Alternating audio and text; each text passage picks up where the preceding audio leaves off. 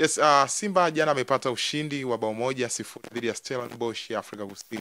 Unaiona wapi? Je, inaweza kuvuka hatua hii ya nusu finali na kucheza finali? Sababu ni kama vile wameshatanguliza mguu mmoja kuelekea kwenye hatua ya kucheza fainali, kwa sababu amepata ushindi wa goli moja kwa sifuri, lakini kitu cha muhimu zaidi ni kwamba amepata clean sheet akiwa nyumbani. Kwa maana ya kwamba kwa sababu bado Afrika tunatumia goli la ugenini, ingekuwa kuna hatari kidogo angeruhusu goli la ugenini. Kitu cha msingi ambacho Simba sasa hivi wanakifahamu ni kwamba tayari wameshafahamu namna ambavyo Stellenbosch wanacheza. Na nadhani kitu cha msingi na cha muhimu zaidi ni wachukue ile modo ya kipindi cha pili, jinsi ambavyo Stellenbosch walicheza kipindi cha pili. Ninaamini ndivyo watakavyoanza kwenye kipindi cha kwanza kule kwao. Lakini pia kwa namna ambavyo niliangalia mchezo, Simba walikuwa wamefanikiwa sana kwenye kipindi cha kwanza, namna ambavyo walikuwa wamewafungia kwenye eneo lao, lakini pia namna ambavyo walikuwa wanapeleka mpira kwa haraka kwa maana ya speed yao. Sasa nadhani mechi ambayo wanakwenda kucheza Afrika Kusini, Stellenbosch kwanza watafunguka kwa sababu ni lazima watafute goli la kusawazisha ili kuweza kuweka matokeo kwenye mzani, lakini pili watakuwa wanatafuta namna ya kupata ushindi. Licha ya kwamba wao nguvu yao kubwa huwa ni kwenye namna wanavyoingia kama underdog, lakini kwa namna moja au nyingine ni kama vile wametamanishwa sasa kwenda kufunguka kwenye mechi ya nyumbani kwao. Kwa hiyo Simba nadhani wana namna ambayo moja watatafuta namna ya kucheza kwa kucontrol zaidi mchezo kama ambavyo walifanya jana kwenye kipindi cha kwanza, lakini pia wanaweza wakachagua moment. Kuna moment ambazo wanaweza kazichagua kwa ajili ya kufanya mashambulizi ya kushtukiza, ingawa sio muda wote, kwa sababu ili utengeneze mashambulizi ya kushtukiza maana yake ni lazima ucheze ukiwa nyumbani, ukiwa eneo lako la kujilinda.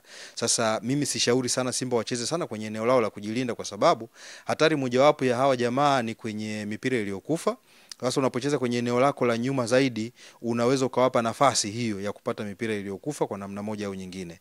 Lakini kwa jinsi ambavyo walicheza, kama narudia tena, walivyocheza kipindi cha kwanza Simba, jinsi walivyo control mchezo, jinsi walivyojipanga, jinsi walivyokuwa wanafanya kwenye namna ambavyo wakiwa na mpira au wasipokuwa na mpira, walicheza vizuri sana na waliweza kuwa control. Kitu ambacho nilikiona cha ambacho kidogo kilinitia mashaka, lakini sio tatizo kubwa, ni namna ambavyo Simba wanaweza kuitumia mipira wanapokuwa kwenye transition. Hawa watu wanapokuja kushambulia, nimeona kuna baadhi ya wachezaji ni kama vile hawana mbio kwa sehemu kubwa. Sijui labda kama ya hali ya hewa ile wasumbua au la, lakini ni kama vile hawana mbio za kutosha. Kwa namna fulani Simba wana watu ambao wanaweza kukimbia. Na mimi siku zote nimekuwa nikifikiria sana namna ambavyo Elim Panzu anaweza kutumika katika eneo la kati. Nadhani wengi wanaweza wakakubaliana na mimi. Kwenye mchezo wa jana, yeye ndo mchezaji ambaye alionyesha kucheza kikubwa. Na nadhani kwenye mchezo wa marudiano, Fadlu anaweza akamtumia Elim Panzu kama mtu ambaye timu itamzunguka, kwamba mpira upitie kwenye channel yake ili yeye kuweza kugawa kwa watu ambao watakuwa wanaelekea kwenda kushambulia. Lakini kitu kingine ambacho kimeonekana pia jana, tumekuwa tukizungumza mara nyingi, baadhi ya watu wachambuzi na watu wengine wamekuwa wakisema sana kwamba wachezaji wa Simba kwenye eneo la kufanya maamuzi na hasa kwenye eneo la kuondokana na hali ya ubinafsi limekuwa kidogo lina shida, kwamba mnapokuwa kwenye eneo fulani, ili uwe na uhakika zaidi, mwenzako kama yupo kwenye position nzuri zaidi, hebu mpe mpira. Kwa hiyo nadhani hayo mambo ya msingi wakiangalia au wakiyafuata, wataweza kufanya vizuri sana. Jana walicheza vizuri kwenye eneo la ulinzi. Shamu Karabwa ambaye mara nyingi watu wengi tulikuwa tuna wasiwasi naye kwa sehemu fulani, naona kama vile anaweka mlima mrefu kidogo kwa Shemalon Fondo kwa namna ambavyo anacheza. Jana alikontrol mchezo vizuri kabisa, alikuwa ametulia. Lakini watu wengine ambao walinifurahisha zaidi ni pacha ya Ngoma na Kagoma. Wanajua namna ya kupishana, wakati gani Kagoma yuko juu, Ngoma abaki chini, wakati gani Ngoma yuko juu, Kagoma abaki chini. Lakini pia walinzi wetu wawili wa pembeni kwa maana ya Shabalala na Shomari Kapombe, kwa namna fulani kipindi cha kwanza walikuwa wamekaribishwa sana kwenye eneo la hatari la Stellenbosch ambao walikuwa wamecheza chini sana.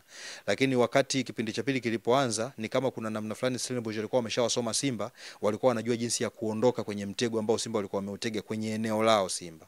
Kwa hiyo mechi ijayo Simba waachane kabisa na pressure, watulie, waachane na historia, kwa sababu ninajua kuna historia Simba kwamba walicheza hapa na Orlando Pirates wakashinda goli moja kama hivi, wakaenda kule wakafungwa goli moja, lakini wakapoteza kwa mikojo ya penalty. Kwa hiyo waachane na historia nyuma, matokeo mengine, mambo mengine ambayo yametokea, nadhani hili pia kwa mashabiki wa Simba waachane kabisa na swala la kumsema Jean Charles Ahoua kwa maana ya goli alilokosa. Unajua ni mechi ya pressure na ni mechi ya nusu finali. Kila mtu alikuwa anataka kuiona Simba inasonga mbele. Kwa hiyo wakati mwingine huwezi kumlaumu kwa sababu sisi tulio nje tunaamini kwamba tunaona na tukiwa tumetulia.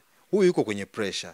Maamuzi atakayoyafanya yanaweza yakawa sahihi au yasiwe sahihi. Kwa hiyo wamuondolee hiyo pressure, Simba uwezo wa kusonga mbele wanao. Kwa mchezaji kama Ateba ambaye watu wanamuona si msaada ndani ya Simba, anahitajika sana kwenye mechi hii kwa sababu wachezaji wa Stellenbosch wanaonekana ni wakubwa na wana nguvu.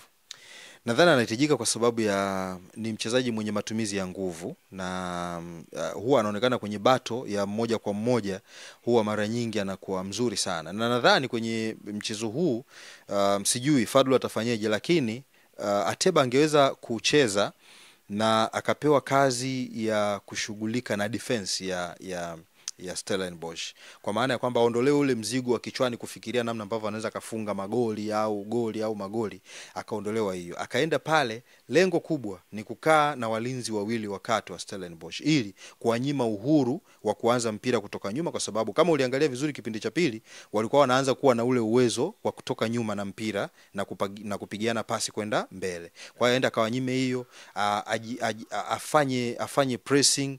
Wakati mwingine huwezi kuchukua kitu fulani ukamwekea mtu. Unatamani mapafu ya Kibu ungeweza kumwekea Ateba ili kwamba Ateba aweze kuyatumia ile mapafu kwenda kufanya pressing, kwa sababu mwili anao, nguvu anazo. Sasa wakati mwingine tu inakuwa labda shida ya pumzi na nini, lakini kama akicheza kwenye hilo eneo la walinzi wawili wakati wa Stellenbosch na kuendelea kuwa harass na kuwafanyia pressing ili tu kuwanyima uhuru wa hawa watu kumiliki mpira na kupanga mashambulizi kuelekea langoni mwa Simba.